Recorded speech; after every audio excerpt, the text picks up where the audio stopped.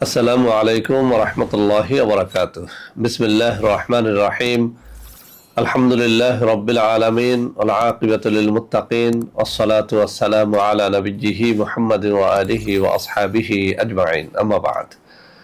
সম্মানিত দিনদার ভাই বোনেরা, আজ আমি আপনাদের জন্য অত্যন্ত চমৎকার একটা ভিডিও নিয়ে হাজির হয়েছি।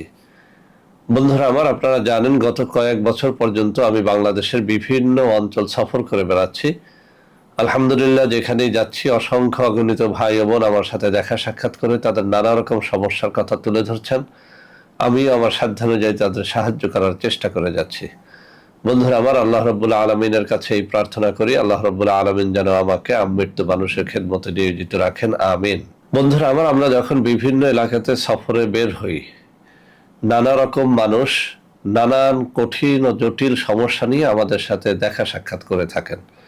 আজকে আমার হাতে যে কিতাবটি দেখতে পাচ্ছেন, এই কিতাব থেকে এরকম একটা জটিল সমস্যার সমাধান ইনশাআল্লাহ আমি আপনাদের সামনে তুলে ধরব, বাকি আল্লাহ পাকের ইচ্ছা।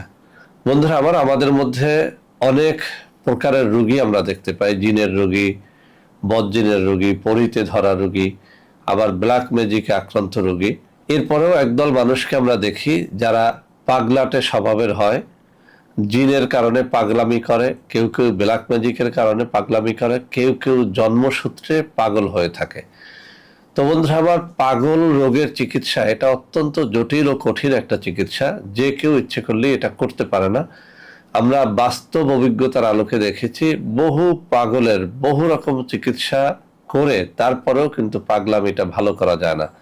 আলহামদুলিল্লাহ, আজকে আমি যে কিতাবটি নিয়ে আপনাদের সামনে হাজির হয়েছি, এই কিতাবের মধ্যে পাগল রোগী ভালো করার অত্যন্ত পরীক্ষিত একটা তদবির রয়েছে। এই তদবিরটি আমি যত পাগল রোগীর উপরে দিয়েছি, আলহামদুলিল্লাহ বেশিরভাগ পাগল রোগী ভালো হয়ে গেছে। তো ভাবলাম যে এরকম একটা পরীক্ষিত তদবির অন্তত পক্ষে ফ্রিতে আপনাদের সামনে আমি উপস্থাপন এজন্য করব, যারা পাগল রোগী নিয়ে বিপদের মধ্যে আছেন তাদের যেন সামান্য দোয়া আমার কপালে নসিব হয়। তো বন্ধুরা আমার, এই যে তদবিরটি, এই তদবিরটির মাধ্যমে জিনে ধরা পাগল রোগী, অথবা জাদুটোনার কারণে পাগলামি করা রোগী, অথবা জন্মসূত্রে পাগল রোগী, যেভাবেই পাগলামি করুক না কেন সেটা ইনশাআল্লাহ ভালো হয়ে যাবে। এই নকশায় আরো একটা কাজ হয়, সেটা হচ্ছে মির্গি রোগী। মির্গি রোগটাও আপনারা জানেন যে এটা অত্যন্ত জটিল ও কঠিন একটা রোগ। বাংলাদেশের চিকিৎসা থাকলেও বিদেশে গিয়েও অনেকের চিকিৎসা করিয়ে ব্যর্থ হন। তো এই দুইটা রোগের ক্ষেত্রে কিন্তু এই নকশাটি অত্যন্ত অত্যন্ত কার্যকরী।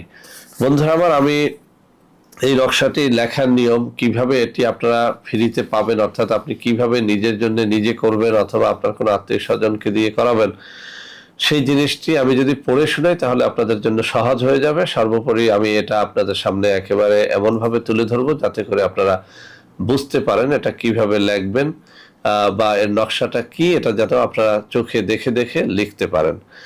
তবে বন্ধুরা আমার, একটা কথা আমি আপনাদেরকে বলে দিচ্ছি যে অনেকেই তাবিজ কবজ লিখতে চান, আসলে সবার জন্য এটা কিন্তু লেখা সহজ হয়ে ওঠে না। এর কারণ হচ্ছে তাবিজ কবজ বা নকশা লেখার জন্য কিছু শর্তাবলী রয়েছে, সেই সব শর্তাবলী পালন করতে হয়। যেমন তাবিজ লেখককে অবশ্যই নামাজি রোজাদার হতে হয়, পরহেজগার হতে হয়, হালাল রুজি অন্বেষণকারী হতে হয়। তাবিজ যেদিন লিখবেন ওই দিন যদি আপনি একটা রোজা রাখেন তাহলে অনেক বেশি ফল পাবেন। তাবিজ যেদিন লিখবেন ওই দিন যদি আপনি ভোর রাতে তাহাজ্জুদের নামাজ পড়ে এরপরে একটুখানি কান্নাকাটি করে দোয়া দুরুদ পড়ে এরপরে তাবিজ লেখেন, ওই তাবিজ অব্যর্থভাবে কাজ করে।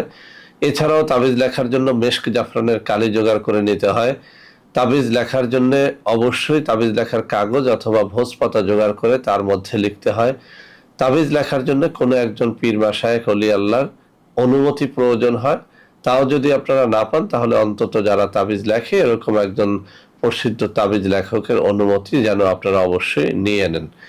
তো বন্ধুরা আমার, এইসব শর্তাবলী যারা পালন করতে পারবেন তারা তো অবশ্যই আলহামদুলিল্লাহ ভালো ফল পাবেন। যারা এইসব শর্তাবলী পালন করতে পারবেন না বা যাদের এইটুকু সময় নেই, তাদেরকে বলবো আমি স্ক্রিনে এখানে একটা নম্বর দিয়ে দেবো, আপনারা ইচ্ছে করলে আমার সাথে যোগাযোগ করে ভিডিও কলে কথাবার্তা বলে অথবা পাগল রোগীকে সরাসরি আমার কোনো অফিসে আমার সাথে দেখা সাক্ষাৎ করিও আপনারা চিকিৎসা নিতে পারবেন। এই নকশা বাদেও পাগল রোগীর জন্য অনেক রকমের চিকিৎসা আলহামদুলিল্লাহ আমাদের কাছে আছে। তো এই ভিডিওটা আজকে যারা দেখতেছেন, আপনাদের আত্মীয় স্বজনের মধ্যে কেউ পাগল রোগী বা মির্গি রোগী থাকলে তারা যেন আমাদের সাথে একটুখানি যোগাযোগ করেন। তো বন্ধুরা আমার, এই কিতাবের 239 নম্বর পৃষ্ঠার মধ্যে পাগল ও মির্গি রোগের অন্য তদবির নামে একটা শিরোনাম করা হয়েছে। বলা হয়েছে, নিম্নোক্ত সূরা নুন এর নকশাটি চীনা বর্তনে লিখিয়া পানি দিয়া ধুইয়া পান করাইলে পাগল ও মির্গি রোগ আরোগ্য হইবে। আমি এতক্ষণ যে শর্তাবলীর কথা উল্লেখ করলাম, এগুলো হচ্ছে কমন, যে কোনো তাবিজ নকশা লেখার জন্য সেই শর্তাবলী আপনাকে পালন করতে হবে।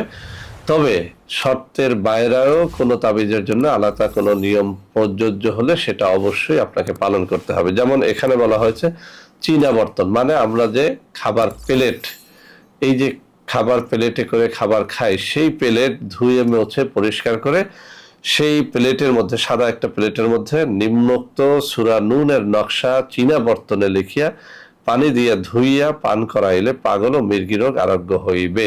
কিভাবে আপনি ধুয়ে পান করাবেন? অবশ্যই মেশকি জাফরানের কালি দ্বারা যখন আপনি প্লেটের মধ্যে তাবিজটা লিখবেন, এটা শুকাতে দিবেন, অর্থাৎ 5-10 মিনিট রাখবেন, দেখবেন এটা শুকিয়ে গেছে।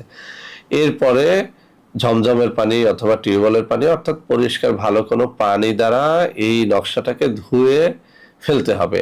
একটু লাল কালারের পানি বের হবে, এই পানিটুকু আপনি পাগল রোগীকে খাওয়াবেন। এটি যদি দৈনিক করতে পারেন, একটানা 41 দিন করলে নিঃসন্দেহে বলা যায় যে পাগল রোগী ভালো হবে, মির্গি রোগী ভালো হবে।